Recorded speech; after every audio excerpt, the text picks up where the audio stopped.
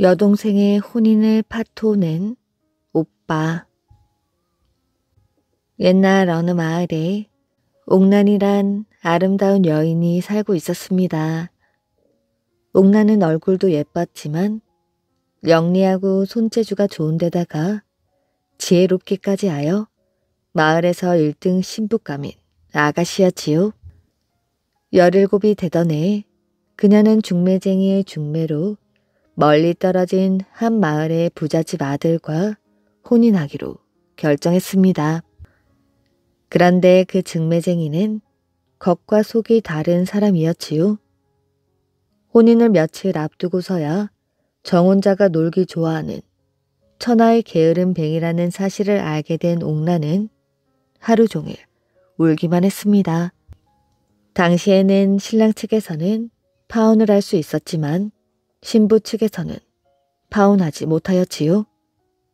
파혼을 요구한다 하여도 신랑 측에서 쉽사리 포기하지 않을 테니 일은 점점 커질 것이 뻔한 노릇이었습니다. 집안 이름까지 먹칠을 하게 되는 셈이었지요. 그래서 쉽사리 결정을 내리기가 어려웠습니다. 옥란과 옥란의 어머니가 상의를 하기 위해 사촌 오빠 마씨를 찾아오자 그는 가슴을 치며 이렇게 장담하였지요. 숙모님, 안심하십시오. 이 일은 제가 책임지고 잘 처리하겠습니다. 그 다음날 마씨는 반나절 거리의 신랑 집에 도착했습니다. 마침 결혼할 남자는 집에 없고 그의 부모님이 나와 반갑게 맞이해 주었지요. 손이 처남이 왔다는 소식을 듣고 이웃들도 모두 그를 보러 들렀습니다. 마씨는 인사도 없이 풀썩 의자에 앉고는 하늘을 쳐다보며 소리를 질렀지요. 뭘 봐. 내 코가 2개야? 입이 2개라도 된단 말인가? 뭐가 신기하다고들 다들 보고 있어. 마씨의 행동에 사람들은 웃음을 터뜨리면서 손이 처남이 가정교육이 형편없어 예절이라고는 모르는 망난이라고 쑥덕쑥덕 거렸지요. 마루에 함께 앉아있던 신랑의 아버지도 심기가 불쾌해졌습니다. 잠시 후 신랑의 어머니가 고깃국 2그릇을 들고 와서 마씨와 신랑의 아버지에게 한 그릇씩 나눠주었지요. 마씨는 인사도 하지 않고 그릇을 들어 개걸스레 먹어치웠습니다. 그러고는 신랑 아버지가 아직 숟가락도 대기 전에 나머지 한 그릇도 자기 입으로 가지고 가서는 개눈 감추듯 먹어치웠지요. 다 먹고 난 다음에는 다시 빈 그릇을 혀로 핥으며 연신 말했습니다. 맛있네. 내가 제일 좋아하는 게 바로 이 고깃국이거든. 2그릇뿐이라 아쉽네. 아직 배가 고픈데. 이를 지켜보던 이웃 사람들은 배꼽이 빠지도록 웃었습니다. 신랑의 아버지는 더욱 불쾌해졌지요. 마씨는 일부러 불만스럽다는 표정을 지으며 말했습니다. 뭐가 웃겨? 우리 여동생이라면 한 자리에서 고깃국 7그릇은 해치울 텐데. 그럼 당신들은 웃느라고 숨이 넘어가겠군. 말을 마친 그는 입을 닫고 다리를 꼬고 앉아서는 아무렇지도 않은 듯 저속한 노래를 흥얼흥얼 대었습니다. 이 모습을 보고 대단히 불쾌해진 신랑 아버지는 얼굴이 불그락 푸르락 하였지요. 오라버니라는 작자가 저런 몰상식한 개망난이니 여동생은 더 말할 나위가 없겠지. 정말 재수가 없구나. 이런 집안과 혼인을 맺으면 우리 집 체면이 뭐가 되겠어? 마씨가 돌아가자마자 신랑의 부모는 불평하기 시작했습니다. 이런저런 불평을 계속하더니 결국은 중매쟁이를 불러들여 신랑 측이 나서서 파혼을 했다고 합니다. 신혼 부부에게 붙은 악귀들. 청나라의 걸륭 황제는 한 번씩 기분이 좋을 때면 강남을 유람하기도 하였는데 하루는 평복을 하고 작은 도시로 여행을 떠났습니다. 한 마을에 들어서자마자 갑자기 시끌벅적한 소리가 들렸지요. 신부를 데려가는 행렬이었습니다. 가마를 들고 짐을 짊어진 모습들이 무척이나 들떠 보였지요. 그런데 걸륭 황제가 화들짝 놀랐습니다. 오늘같이 불길한 날에 무슨 까닭으로 신부를 맞이하는 것일까? 그는 천천히 그 행렬을 살펴보았습니다. 신랑이 앉아있는 가마 위로 7 악귀들의 기운을 느낄 수가 있었지요. 아무래도 이상하군. 한번 따라가 봐야겠어. 걸륭 황제는 신부 측 사람들과 함께 신랑 집에 도착을 했습니다. 한눈에 보아도 생활이 어려워 보이는 집이었지요. 걸륭 황제는 종이에 돈을 싸서 축의금으로 내고 축하하러 온 사람들과 함께 대청 마루에 앉았습니다. 잔치가 시작되자 이웃들은 그가 먼 곳에서 온 손님이라고 생각하여 그에게 상석을 권하였지요. 술이 여러 번 돌아가고 자리를 파할 때가 되었지만 황제는 7 악기과 여전히 신방 근처에 왔다 갔다 하는 기운을 느낄 수가 있었습니다. 무슨 수를 써야겠어? 황제가 큰 소리로 말했습니다. 여러분, 우리 고향에는 잔치가 끝난 뒤에도 신방에 가서 부부를 즐겁게 해주는 관습이 있답니다. 신방에 탁자 2개를 놓고 그 위에 술과 사탕 등을 놓아두면 신랑과 신부가 우리들에게 들어와서 먹으라고 합니다. 모두 그의 말에 찬성을 했습니다. 그래서 신방에 탁자와 음식을 들여놓았지요. 모두 자리에 앉자 황제가 또다시 말하였지요. 결혼이라는 것은 사흘 동안 어른 아이 막론하고 모두가 즐겁게 놀아야지요. 그의 말이 끝나기가 무섭게 사람들이 신랑에게 술을 따르기도 하고 신부에게 사탕을 권하기로 했습니다. 또 누군가는 신랑과 신부에게 노래도 주문하였지요. 잔치는 밤새도록 계속되었습니다. 이 때문에 7 악기는 대문 앞에서 서성일 뿐 도저히 안으로 들어오질 못하였지요. 수탉이 새벽을 알리며 울어대자 결혼식은 둘째 날로 접어들었습니다. 아침이 되어 신랑 신부를 해칠 수가 없게 되자 7 악기는 어쩔 수 없이 주위를 살피다가 돌아가 버렸지요. 걸륭 황제는 7 악기가 사라진 것을 알고서야 신랑과 신부만 남기고 신방을 나왔습니다. 날이 밝아지고 황제가 신랑에게 물었지요. 자네, 결혼하는 날을 길일로 택하고 싶었겠지? 예. 그렇다면 이런 불길한 날을 혼인날로 정했나? 저희도 모릅니다. 점쟁이가 이날로 정해주었지요. 황제는 그 점쟁이를 물어 점쟁이를 찾아가 말했습니다. 길일도 많은데 어쩌자고 이런 불길한 날을 선택해 주었느냐? 점쟁이가 대답하였지요. 불길한 날은 사실입니다마는 분명 신랑이 복이 있어 귀인이 등장하여 그 꼬임을 풀어준다는 점괘가 나와 그날로 택했습니다.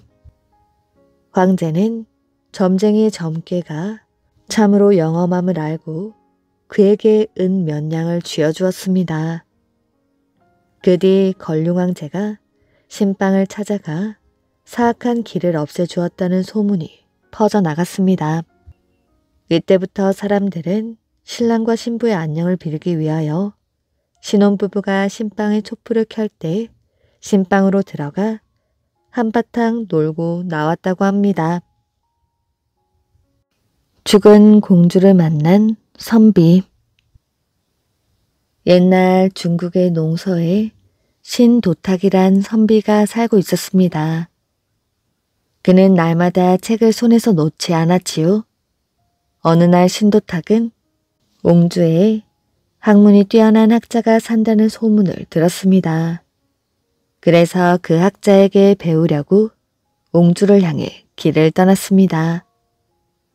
신도탁은 벌판을 지나다가 저녁을 맞이하게 되었지요. 주위를 둘러보니 큰 저택이 서 있어 그 집에서 하룻밤을 묵게 되었습니다. 집 주인은 젊은 여인이었지요. 여인은 신도탁에게 저녁을 대접하고 이렇게 말했습니다. 저는 진나라의 공주입니다. 민왕의 딸로 태어나 조나라로 시집을 갔다가 남편을 일찍 여의었지요. 그 뒤 23년 동안 혼자 살고 있습니다. 선비님, 우리가 만난 것도 인연이니 저를 아내로 맞아주십시오. 신도탁이 그 말을 듣고 처음에는 사양하였지만 여인의 간청을 뿌리치지 못했습니다. 결국 부부의 연을 맺고 말았지요. 사흘을 보낸 뒤 공주가 신도탁에게 말했습니다. 이제 그만 떠나시지요. 여기 오래 계시면 화를 당하게 됩니다. 공주는 헤어지기 전에 증표로 그에게 금 베개를 주었습니다. 그런데 신도탁이 그 집에서 나왔을 때 놀라운 일이 벌어졌지요. 뒤를 돌아보니 집이 감쪽같이 사라지고 허 벌판에 무덤 하나만이 있었던 것이었습니다. 내가 꿈을 꾼 것인가? 어찌 이런 일이? 옹주에 도착한 신도탁은 며칠을 헤매다가 시장에 들르게 되었습니다. 배가 너무 고파 금 베개를 팔아 음식을 사 먹으려고 하였지요. 그런데 그때 마침 왕비가 시장에 나왔다가 신도탁을 보았습니다. 아니, 저 금베개는? 여봐라, 저놈을 당장 잡아라. 왕비는 호위무사에게 이렇게 명령하였고 신도탁은 왕비 앞으로 끌려오게 되었습니다. 네 이놈, 금베개를 어디서 난 것이야? 왕비가 추궁하자 신도탁은 지금까지 있었던 일들을 숨김없이 모두 털어놓았습니다. 말을 들은 왕비가 말하였지요. 금베개는 공주의 무덤 속에 들어있던 물건이야. 공주가 죽은 지 23년이 지났는데 산 사람인 그대와 부부의 연을 맺다니. 그대는 내 사위가 틀림없으니 부마 도위에 임명하겠다. 당시 중국에서는 황제가 타는 수레인 북어를 끄는 말을 부마라고 불렀습니다. 부마도위는 이 부마를 맡아보던 직책이었지요. 그런데 신도탁이 부마도위가 되고부터는 황제의 딸과 결혼한 사람만 부마도위에 임명하게 되었습니다. 그래서 부마도위가 왕의 사위를 부르는 말이 되었다고 합니다. 이상한 편지. 박문수와 하인 돌쇠가 경북 어느 마을에 들어갔을 때의 일입니다. 어느 주막에서 묵고 있었는데 전기웅이란 사람이 나타나 이렇게 말하였지요. 나으리, 저는 쇠붙이를 다루는 전기웅이란 사람입니다. 나리의 소문을 듣고 이리 찾아왔습니다. 도움을 얻을까 해서 찾아왔지요. 얼마 전부터 저희 대장간에 이상한 편지가 오고 있습니다. 부디 제 이야기를 들으시고 해결해 주십시오. 전기웅이란 사람이 눈물을 흘리며 이야기를 털어놓았습니다. 한 1년 전쯤이었지요. 전기훈의 대장간에 편지 한 통이 날아왔습니다. 처음에는 주인을 잘못 찾아온 편지겠거니 하고 생각했는데 그 뒤로 매월 보름날 밤이면 꼬박꼬박 편지가 도착하였지요. 지금까지 모두 11통이 왔고 내일이 보름이니 내일이면 12통째의 편지가 올 것이라는 말이었습니다. 그럼 그 편지의 내용이 무엇이요? 11통 모두 백지 편지이옵니다. 겉봉에만 글씨가 쓰여 있을 뿐입니다. 혹 어디서 보던 글씨체가 아니요? 전혀 모릅니다. 봉투에 쓰여 있는 글씨의 모양과 크기가 11통 모두 똑같습니다. 종이는 중국에서 온 고급 종이입니다.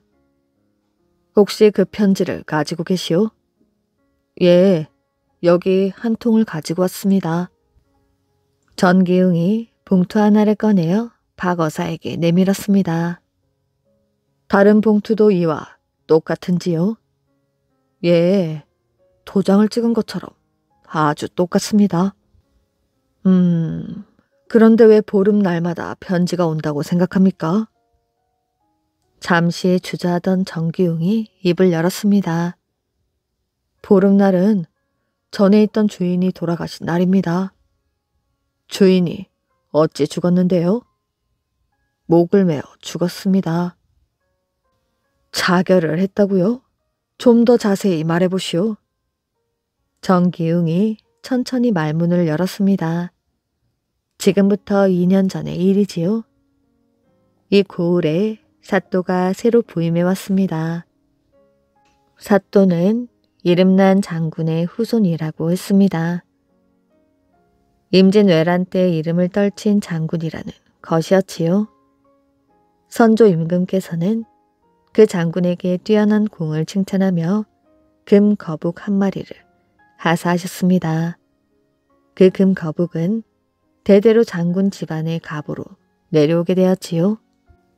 세월이 흐르고 사또는 훌륭한 조상을 기념하기 위하여 장군의 이름을 금 거북이의 등에 새기기로 마음먹었습니다.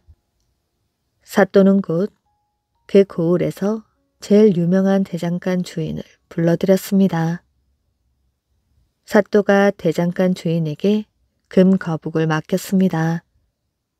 대장간 주인은 그 금 거북을 문갑 깊숙이 넣어두었지요. 다음날 주인은 일어나자마자 문갑을 열어보았습니다. 금 거북이 없어졌잖아. 대장간 주인의 얼굴이 헬쓱해졌습니다. 혹시 다른 곳에 두었나 싶어 여기저기 찾아보았지만 금 거북은 아무 곳에도 없었습니다. 그날 밤이었지요. 사또의 금 거북을 잃어버리고 어쩔 줄 몰라 하던 대장간 주인은 고민 끝에 자결하고 말았습니다. 주인이 죽자 대장간 일을 도맡아 보던 종수란 사람도 화살이 자기에게 날아올까 두려워 뒤따라 자결하고 말았지요. 뭐? 금 거북을 잃어버렸다고? 뒤늦게 이 사실을 한 사또는 펄쩍 뛰었습니다. 그 대장간 주인을 당장 잡아오거라. 사또, 대장간 주인은 벌써 자결했습니다. 뭐? 대장간 주인이 자결을 했다고? 함께 일을 보던 자도 죽었다고 합니다. 사또는 화가 났지만 어쩔 수가 없는 일이었습니다. 금거북은 비록 잃어버렸지만 변상은 받아야겠구나.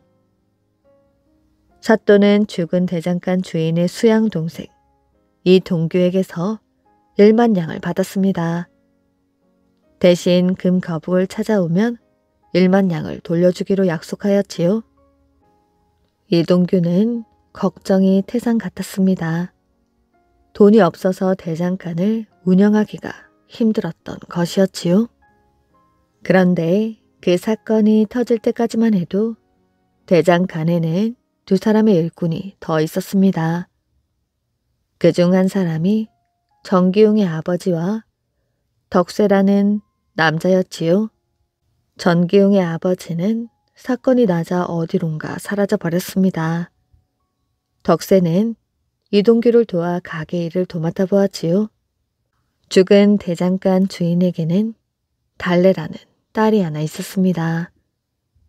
이제 이 대장간은 달래 것이야. 마을 사람들은 모두들 그렇게 이야기했습니다. 그렇지만 대장간은 이동규가 차고 앉아 꾸려 나갔습니다. 이렇게 정기웅이 말을 마쳤습니다. 들려드린 이야기가 2년 전의 일입니다. 그럼 자네는 지금 뭘 하고 있나? 박문수가 물었습니다. 아직도 그 대장간에서 일을 하고 있습니다. 그럼 지금 대장간에 지내는 사람들은 누구인가? 이동규 어른과 달래 아가씨 그리고 전부터 있던 덕세 아저씨와 하녀 2명입니다. 하녀라면 한 명은 25살 먹은 종금이고 또 한 명은 30살쯤 먹은 순덕이라고 합니다. 그 외에 잔심부름을 하는 길수라는 꼬맹이가 있습니다. 일꾼들이 꽤 많군. 어사가 다시 물었습니다. 오늘이 바로 열 나흘 아닌가? 그럼 오늘쯤 그 이상한 편지가 또 오겠군. 예, 틀림없이 올 것입니다. 오늘 편지가 오거든 얼른 내게로 가져와 보시오. 예. 다음날 박어사가 아직 일어나기도 전에 밖에서 시끄러운 소리가 들려왔습니다. 무슨 일이냐? 정기웅이 조금 전에 허둥지둥 다녀갔습니다. 전기웅이 그런 편지도 가져왔었느냐? 편지보다 더 큰 사건이 터졌습니다. 이동규라는 대장간 주인이 어젯밤 살해당했다고 합니다. 그래서 정기웅은 나리도 뵙지 못하고 제게 말만 전한 뒤 허둥지둥 돌아갔지요. 그렇다면 우리도 어서 대장간에 가보자꾸나. 박어사는 곧 옷을 차려입고 밖으로 나왔습니다. 두 사람이 대장간 앞에 가자 정기웅이 피곤한 모습으로 나타났지요. 어찌 된 일인가? 박어사가 다급히 물었습니다. 견디다 못하여 주인께서 자결하시고 말았습니다. 스스로 목숨을 끊었단 말인가? 조금 전 주막에 들러서는 살해당했다고 했다던데. 그런 줄 알았는데 장롱과 벽 틈에서 자결할 때 사용한 칼이 나왔습니다. 칼이? 아무튼 어서 들어가 보세. 세 사람이 마당으로 들어섰지요. 그때 30쯤 되어 보이는 사내가 허리를 굽히며 인사했습니다. 저는 덕세라고 하옵니다. 박문수가 말하였지요. 어서 주인의 방이나 둘러봅시다. 그때 얼굴이 하얀 아가씨가 언뜻 지나갔습니다. 누구요? 돌아가신 상기 어른의 따님입니다. 말을 하는 정기웅의 얼굴이 붉어졌습니다. 방 문을 열어보니 이동규가 쓰러진 그대로 누워 있었습니다. 어사가 지그시 이동규의 주검을 내려다보았지요. 정기웅이 하얀 천에 쌓여있는 칼을 보여주었습니다. 이 칼이 장롱과 벽 사이에 끼어 있었단 말이오? 박어사가 물었습니다. 예, 처음엔 아무도 몰랐는데 나중에 제가 발견했습니다. 박어사는 칼이 꽂혀 있었다던 장롱과 벽 사이를 살펴보았습니다. 그곳에는 피가 조금 묻어 있었지요. 누가 일부러 칼을 이곳에 넣은 것 같군. 박어사가 속으로 생각하며 방을 나왔습니다. 저 방은 누구 방이요? 어사가 이동규의 옆방을 가리켰습니다. 달래 아가씨의 방인데요. 박어사가 이동규의 방과 달래의 방을 번갈아 바라보았습니다. 지난밤 달래 아가씨는 어디에 있었나? 방에서 잠을 잤다 하옵니다. 옆방에서 아무 소리도 못 듣고 그렇다고 합니다. 어사가 고개를 갸웃했습니다. 잠시 생각하던 박어사가 전기웅에게 물었지요. 이 칼은 누구 것이오? 이동규 어른의 칼이옵니다. 그럼 11통의 편지는 어디에 있소? 예, 주인이 늘 쓰는 문갑의 서랍 속에 있습니다. 전기웅이 편지를 모두 꺼내 놓았습니다. 편지는 모두 똑같은 봉투에 똑같은 글씨체였지요. 그리고 박어사는 대장간 안쪽에 있는 집을 둘러보았습니다. 집은 넓고 깨끗하였지요. 안마당에는 그리 깊지 않은 우물도 있었습니다. 집 안을 대충 둘러본 어사가 마루에 앉았습니다. 이 집에 글을 모르는 사람이 있나? 예, 하녀 둘과 길수만 글을 모릅니다. 그렇군. 그럼 지금부터 이 집의 한 사람 한 사람과 대면을 좀 하고 싶소. 집안 사람들이 하나씩 어사 앞에 나왔습니다. 제일 먼저 나온 사람은 달래였지요. 어사가 달래에게 물었습니다.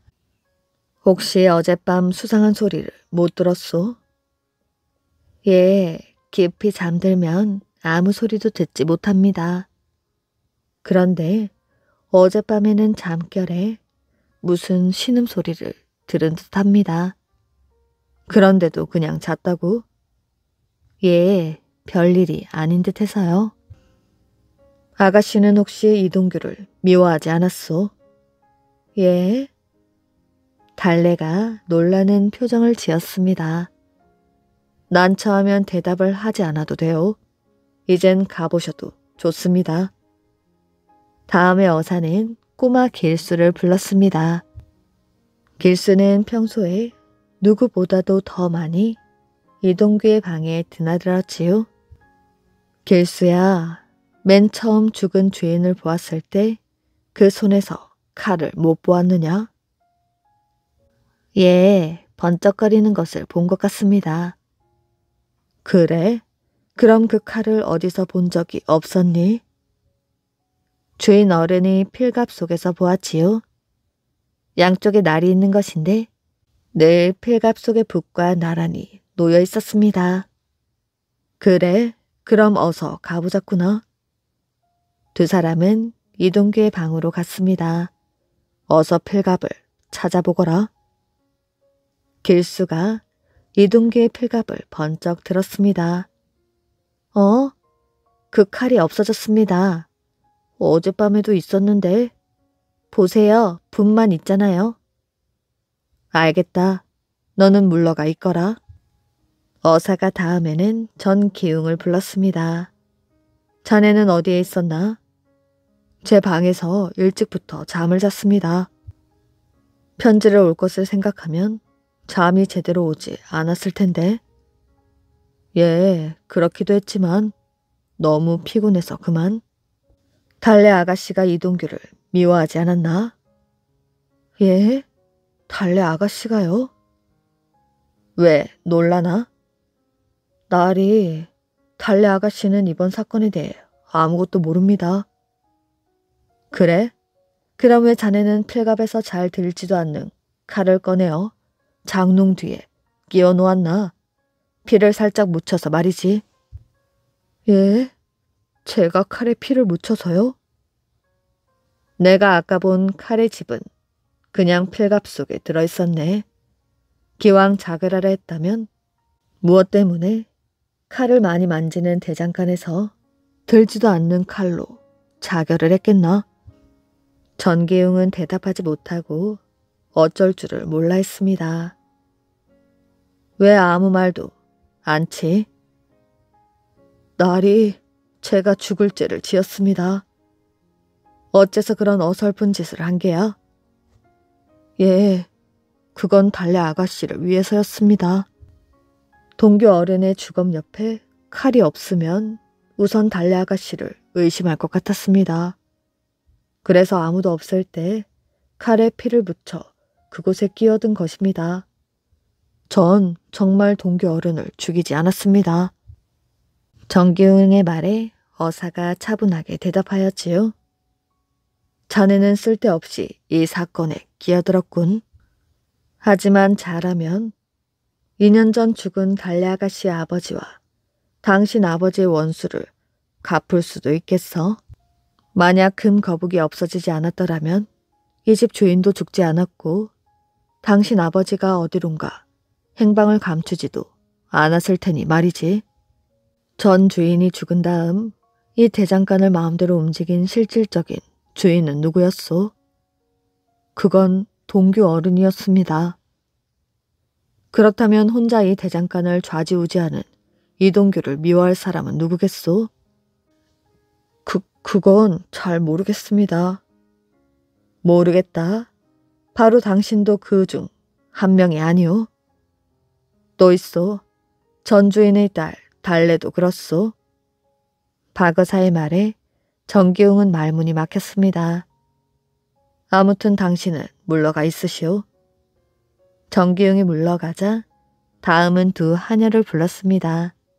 먼저 순덕이에게 물었지요. 너는 그를 모른다고 했느냐? 예, 그라옵니다. 이 집에서는 몇 해나 일을 하였느냐? 3년이 좀 넘었습니다. 박 여사는 순덕이를 내보내고 종금이만 남겨두었습니다. 잠시 생각에 잠겨있던 박 여사가 물었지요. 네가 종금이라고 했느냐? 예. 지금 네 방으로 좀 가자꾸나. 느닷없는 박 여사의 말에 종금이는 깜짝 놀랐습니다. 예? 제 방에요? 종금이는 아무 말도 못하고 몸만 벌벌 떨고 있었습니다. 박 여사는 돌쇠와 함께 종금이의 방으로 갔습니다. 방 한 구석에는 조그만 농이 있었지요. 돌쇠야, 저 농 속을 샅샅이 뒤져보아라.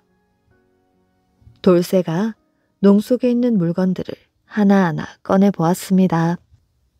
날이 벼루 아프십니다.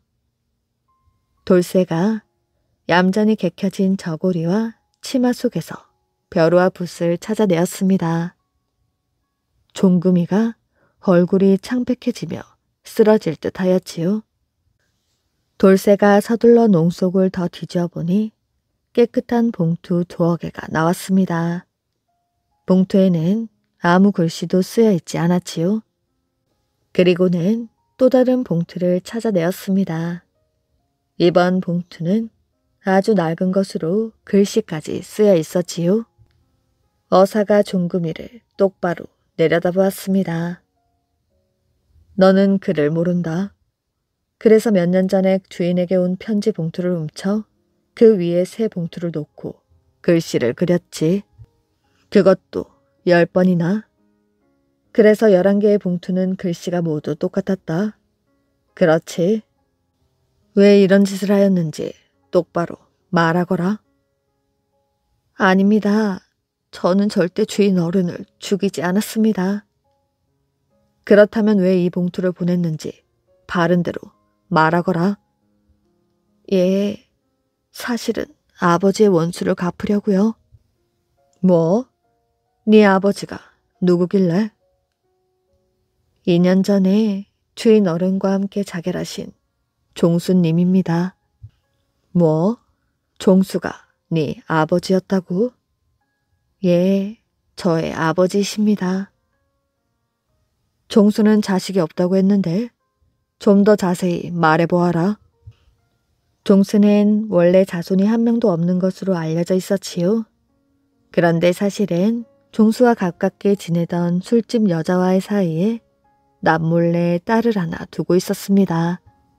그리고 그 딸을 하녀로 속여서 자기가 일하는 대장간으로 불러들인 것이지요. 이 사실은 종금이 자신과 아버지인 종수만 알고 있었던 일이었습니다. 종수의 딸이라면 왜 주인인 이동규를 원수로 생각했지? 제가 알기로는 그분이 금 거북을 훔쳤습니다. 뭐라? 그걸 네가 어찌 알았더냐? 상계 어른과 아버님이 돌아가신 얼마 후에 동규 어른과 덕쇠 어른이 하는 말을 엿들었습니다. 두 사람이 우물 속을 가리키며 저 속에 숨긴 금 거북을 언제 꺼내지? 하고 말했습니다. 관가에 고발을 해보려 하였지만 아무도 제 말을 믿어줄 것 같지 않았습니다. 그래서 동규 어른의 마음을 괴롭혀 주려고 편지만 보내었지요. 그런데 제 계획대로 동규 어른이 자결하여 정말 속이 후련합니다. 이젠 아버지와 주인 어른의 원수를 갚았으니까요. 바로 그때 밖에서 후다닥 뛰어가는 발자국 소리가 났습니다. 누가 종금이의 말을 엿들었구나. 아니나 다를까 덕새가 대문 밖으로 달아나고 있었습니다. 그렇지만 대문 밖에는 벌써 돌쇠가 버티고 서 있었지요. 왜 나를 붙잡는 것이오? 덕새가 악을 쓰며 말했습니다. 전주인 상기 어른과 종수 어른이 왜 죽었는지 알지 못하더냐? 나는 죄가 없소이다. 그들에게 손가락 하나 대지 않았소. 너와 이동규가 금 거북을 훔쳤기 때문에 두 사람이 스스로 목숨을 끊었다. 그것이 네 첫 번째 죄이지. 두 번째 죄는 자결한 이동규를 달래 아가씨가 죽인 것처럼 꾸미려고 이동규가 사용한 창칼을 숨긴 것이 바로 너다. 그래서 달래 아가씨마저 잡혀가면 이 대장간이 완전히 네 차지가 되니까. 박어사의 말에 덕새는 놀란 표정을 지었습니다. 그러면서 입으로는 큰 소리를 쳤습니다. 난 창칼 따위는 모르오. 아주 간사한 놈이로군. 물증이 없다 이거지. 네가 저 우물에 무엇인가를 던지는 걸 본 사람이 있다. 어사가 전기웅을 불렀습니다. 저 우물 속을 샅샅이 뒤지거라. 틀림없이 나오는 게 있을 것이야. 우물 안으로 들어갔던 돌쇠가 곧 양날이 있는 창칼을 들고 나왔습니다. 그러자 뜻밖에도 덕새가 방긋 웃기 시작하였지요. 날이 자결한 친구의 창칼을 내던진 게 큰 죄는 되지 않겠지요. 그리고 전기웅, 내 이놈. 네가 달래를 좋아하는 건 내가 안다. 하지만 달래를 얻는다고 해도 이 대장간을 일으키기는 힘들 것이야. 벌써 많은 빚더미에 올라 있으니까. 그러자 박어사가 덕새를 노려보았습니다. 이놈, 착한 젊은이들을 시험하지 말거라. 금 거북만 찾으면 일만냥이 생긴다. 그러자 덕새가 웃으며 말했습니다. 이 세상 어디에도 금 거북은 없소. 이놈이 끝까지 사람을 속이는군. 박어사가 돌쇠, 전기웅과 함께 다시 우물가로 갔습니다. 우물은 큼직한 돌들로 층층이 쌓여 있었습니다. 돌쇠야, 지금부터 우물 안의 돌틈을 샅샅이 파보거라. 큰 돌 틈에 끼어있는 작은 돌들을 일일이 빼내어 씻어보거라. 돌쇠와 전기웅이 우물 안으로 들어갔습니다. 잠시 후 우물 안에 있던 돌쇠가 소리쳤지요. 날이 있습니다. 금 거북입니다. 모두들 우물 속에서 나오는 돌쇠의 손을 쳐다보았습니다. 정말 돌쇠의 손에는 드문드문 파란 이끼가 낀 노란 금덩이가 들려 있었지요. 그러자 그때까지 악을 쓰던 덕새가 고개를 푹 숙였습니다. 돌쇠야, 그 덕새놈을 관가에 넘기거라. 그 후 사또의 금 거북을 찾아 달래 아가씨는 1만냥을 받게 되었고 달래 아가씨와 전기웅은 혼이 나여 대장간을 다시 일으켜 행복하게 잘 살았다고 합니다. 나이 어린 장수. 옛날 신라의 수도 어딘가에서 20살도 채 안 되는 젊은 남자들이 검술 연습을 하고 있었습니다. 그들은 모두 화랑도에 속한 낭도들이었지요. 화랑도란 신라의 청소년들이 몸과 마음을 단련하는 단체였습니다. 곧 전쟁이 시작될 상황이라 검술 연습을 하는 화랑들의 얼굴은 평소보다 더욱 진지하였지요. 검술 연습을 마친 화랑들이 쉬며 도란도란 이야기를 나누었습니다. 풍월주 사다함님은 어디 가셨지? 궁궐에 가셨어. 진흥대왕님을 만나러. 풍월주란 화랑도를 이끄는 지도자를 말합니다. 사다함은 화랑도가 생긴 후에 5번째 풍월주였습니다. 바로 그때 쉬고 있는 화랑도 중 하나가 걱정스런 얼굴로 궁궐을 내려다보고 있었습니다.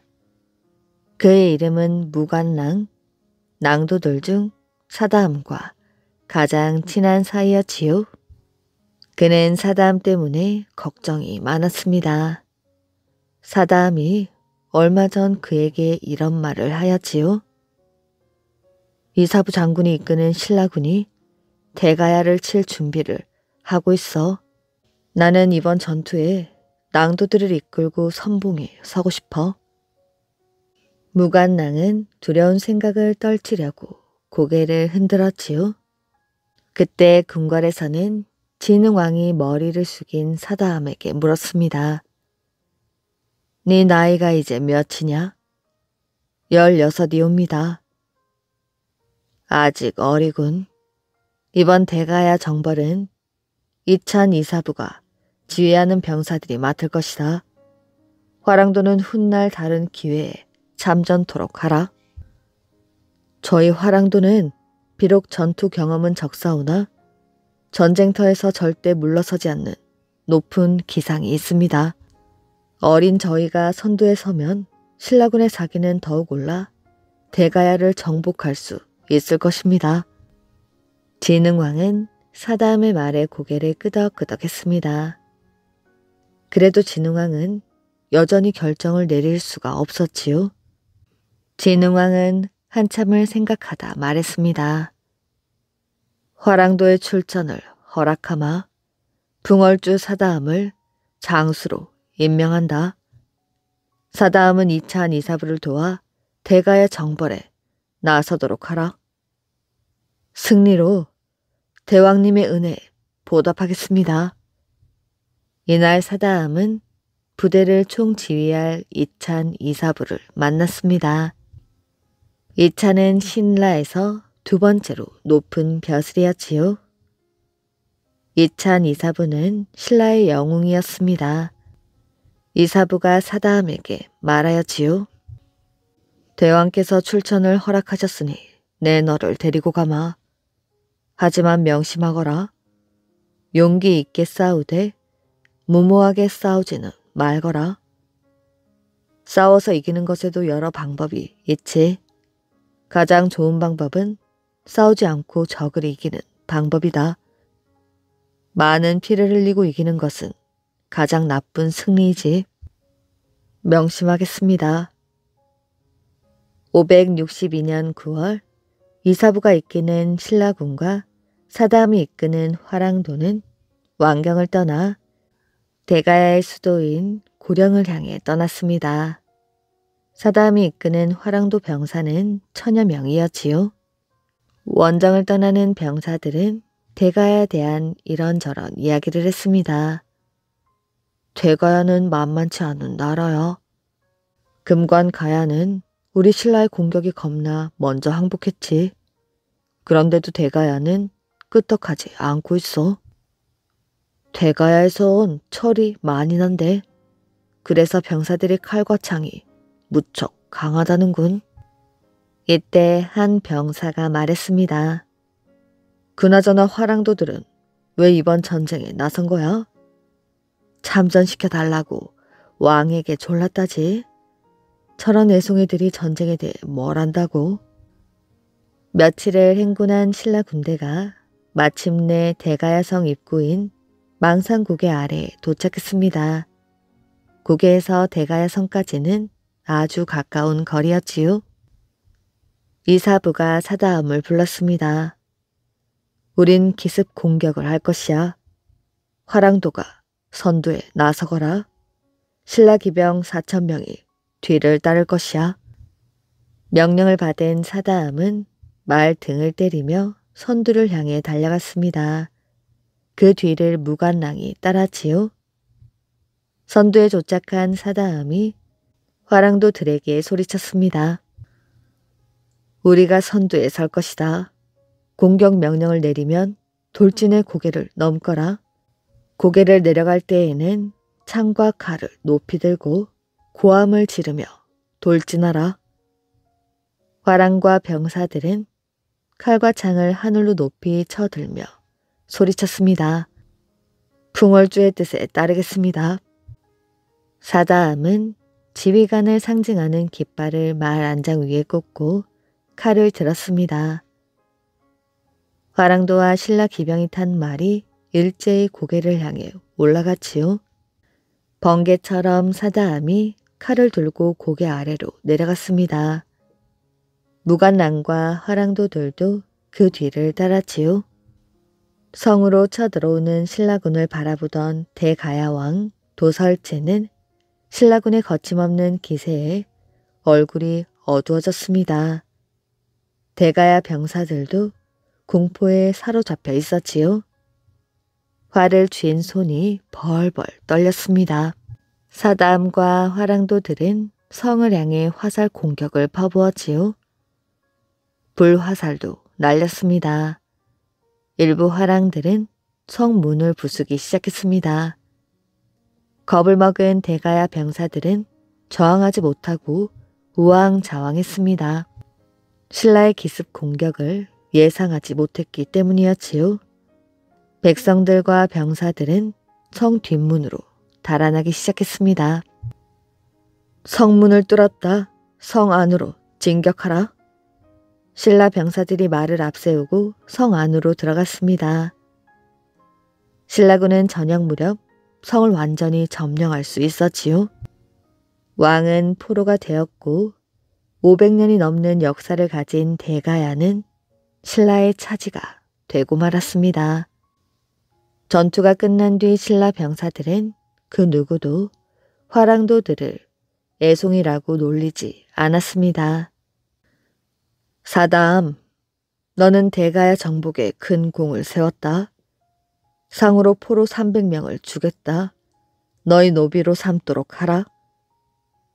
이사부가 사다함에게 말했습니다. 상을 주는 것은 감사하오나 저는 그들을 노비로 삼지 않을 것입니다.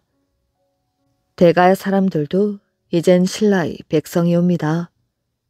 전쟁에 졌다 하여 그들을 노비로 삼는다면 그들은 신라를 평생 원망할 것입니다. 저는 상으로 주신 포로 300명을 그냥 평민으로 살게 하겠사오니 허락하여 주십시오. 이사부는 사다함의 소원을 들어주었습니다. 이번에는 진흥왕이 사다함에게 상을 주었지요. 왕경 근처에 있는 땅을 준 것입니다. 사다함은 궁궐에서 나온 뒤 무간랑을 불렀습니다. 대왕께서 땅을 상으로 주셨어. 나는 진골 출신으로 우리 가문의 땅은 넉넉하지. 화랑도 중 부모가 농사지을 땅이 필요한 자가 있는지 알아보거라. 그들에게 땅을 골고루 나눠주도록 하라. 며칠 후 사다함은 오솔길을 걸으며 지친 몸을 달랬습니다. 뒤따르던 무간랑이 물었지요. 왕경의 모든 사람들이 풍월주의 행동을 높이 사고 있습니다. 부질없구나. 평소 생각대로 실천했을 뿐이다. 무간랑은 사다함의 인성에 크게 감탄하며 사다함과 벗이 된 게 다시 한번 뿌듯하게 느껴졌습니다. 그런데 이듬해 끔찍한 일이 일어났습니다. 무간랑이 병으로 죽어버린 것이었지요. 사다함은 제 몸의 반쪽을 잃은 듯한 슬픔에 잠겼습니다. 그는 아무것도 먹지 않고 친구의 죽음을 슬퍼하고 있었지요. 결국 사다함도 무간랑이 죽은 지 7일 후 죽고 말았습니다. 그가 세상에 산 기간은 17년에 불과하지만 그는 죽은 후에도 사람들에게 영원히 살아있는 꽃과 같은 존재가 되었습니다. 백제의 마지막 공주. 백제의 마지막 왕, 의자왕에게는 아름다운 딸이 있었는데 바로 개선공주였습니다. 개선공주는 다른 공주들과는 달리 무술이 아주 뛰어났지요. 어려서부터 검술을 배워 칼솜씨가 대단했으며 전설에 따르면 둔갑술에도 능했다고 합니다. 개선공주는 아버지 의자왕에게는 아주 믿음직한 장수였지요. 백제가 신라와 싸울 때 군사들을 거느리고 전쟁터를 누볐습니다. 어느 날 의자왕은 심각한 표정으로 앉아 있었습니다. 그때 개선공주가 물었지요. 아바마마, 무슨 걱정거리라도 있으셔요? 신라의 김유신 장군이 많은 병사들을 데리고 곧 우리 백제를 공격해 온다는군. 우리는 군사들이 적은데 신라의 대군을 어찌 막아야 할지 모르겠구나. 걱정하지 마십시오. 신라군이 어떻게 쳐들어올지 미리 동정을 살핀다면 충분히 막을 수 있을 것입니다. 역시 나를 위로해주는 사람은 너밖에 없구나. 제가 먼저 가서 신라군 진영을 살펴보고 오겠어요. 개선공주는 둔갑술을 써서 까치로 변신한 다음 국경지대로 날아갔습니다. 백제 땅을 지나 신라 땅으로 들어섰지요. 때마침 신라군은 서라벌 서쪽 산 근처에서 진을 치고 있었습니다. 그런데 갑자기 까치 한 마리가 날아와 시끄럽게 울며 신라군 진영 위를 어지럽게 맴돌더니 막사위 깃대에 앉았습니다. 신라군 병사들은 까치를 보며 수군수군 거렸지요. 웬 까치가 저리 울어대지? 왠지 불길한 예감이 드는걸. 까치의 소리를 듣고 김유신이 나왔습니다. 김유신은 막사위 깃대에 앉은 까치를 노려보더니 칼을 휘두르며 소리질렀지요. 개선공주, 허튼 수작 부리지 마라. 얕은 재주로 우리 진영을 염탐하러 왔구나. 까치는 칼을 맞고 땅에 떨어지더니 공주의 모습으로 돌아왔습니다. 역시 대단하구나. 내 정체를 금방 알아내다니. 네 정도 재주를 부리는 사람은 우리 신라에 아주 많단다. 금코 다치지 말고 썩 물러가거라. 개선공주는 김유신이 자기보다 뛰어난 장수라는 것을 알아차렸습니다. 그래서 순순히 그곳에서 물러났지요. 그 뒤 개선공주는 신라군과 벌인 싸움에서 눈부신 활약을 했습니다. 그러나 개선공주가 이끄는 적은 수의 백제군이 많은 신라군을 상대할 수는 없었지요. 백제는 결국 신라에게 멸망을 당했고 개선공주는 일본으로 망명을 갔다고 합니다. 새끼줄 한 뼘. 옛날에 이 극배라는 정승이 있었습니다. 이 정승은 마음이 어질고 고든 데다가 평생 깨끗하고 맑게 살았지요. 재물 보기를 돌같이 하고 벽시 한 알이라도 떳떳하지 않은 물건이면 거들떠보지도 않았습니다. 이정승의 동생은 이 극돈이라는 사람으로 형처럼 벼슬이 높았습니다. 이 사람도 그다지 재물을 탐하는 사람은 아니었지만 형이 보기에는 못마땅한 구석이 있었지요. 하루는 동생 이극돈이 생일을 맞아 형을 자기 집으로 모셨습니다. 평소 강직한 형의 성품을 아는지라 생일상도 수수하게 차리고 야단스레 보일 만한 것은 다 치우고 아주 조심하며 모셨지요. 드디어 이극배가 나란 일을 모두 보고 나서 동생 집으로 갔습니다. 바깥 대문에 들어서니 전에 못 보던 새끼줄이 처마 밑에서 건너편 돌담까지 걸려있는 것이 보였지요. 그것을 보고 형이 물었습니다. 이 새끼줄은 어디에서 왔으며 누구에게서 얻은 것이냐? 동생은 가슴이 철렁했지만 바른 대로 말했습니다. 사복시 관청에 아는 사람이 있어 빨랫줄로 쓰라고 보내왔기에 걸어두었습니다. 그 말을 듣고 이극배는 벼락같이 화를 내며 호통을 쳤습니다. 사복시에 있는 새끼줄은 사복시 말을 매는 데 쓰는 것인데 어째서 너희 집에 와 있는 것이야? 잘못했습니다. 대단한 물건도 아니고 그저 지프로 꼰 새끼줄 주워 바리기에 별 생각 없이 받았습니다. 비록 새끼줄 한 뼘이라도 나라 물건을 사사로이 쓰는 건 도둑이나 매 한 가지다. 아무리 동생이라지만 이런 집에서 차린 생일상을 받아먹을 수는 없다. 그러면서 그 길로 돌아서서 뒤도 한번 안 돌아보고 그냥 가버렸다고 합니다. 이만큼 깨끗한 사람이 정승으로 있었으니 백성이 편안하고 나라 곳간이 가득했다고 합니다. 북을 얻은 소년. 옛날 인도의 작은 마을에 홀 어머니와 외아들이 살고 있었습니다. 그런데 이 아들에게는 남모르는 소원이 하나 있었지요. 언젠가 북으로 연주를 하는 사람들을 본 적이 있었는데 그때부터 북을 갖고 싶다는 욕망을 갖게 된 것이었습니다. 어머니는 아들의 소원을 눈치채고 있었지만 형편이 어려워 북을 산다는 것은 엄두도 낼 수 없었습니다. 어느 날 장에 다녀오던 어머니는 아들 생각에 가슴이 저려왔지요. 곡식을 좋은 값에 팔면 큰맘 먹고 북을 사다 줄 생각이었는데 가격을 잘 받지 못하는 바람에 그냥 돌아오던 중이었던 것이었습니다. 그래서 힘없이 터벅터벅 걷고 있었는데 길에 떨어진 나무 조각 하나가 발에 채였지요. 혹 쓸 데가 있을지도 모르지. 아들에게 이거라도 가져다 주자.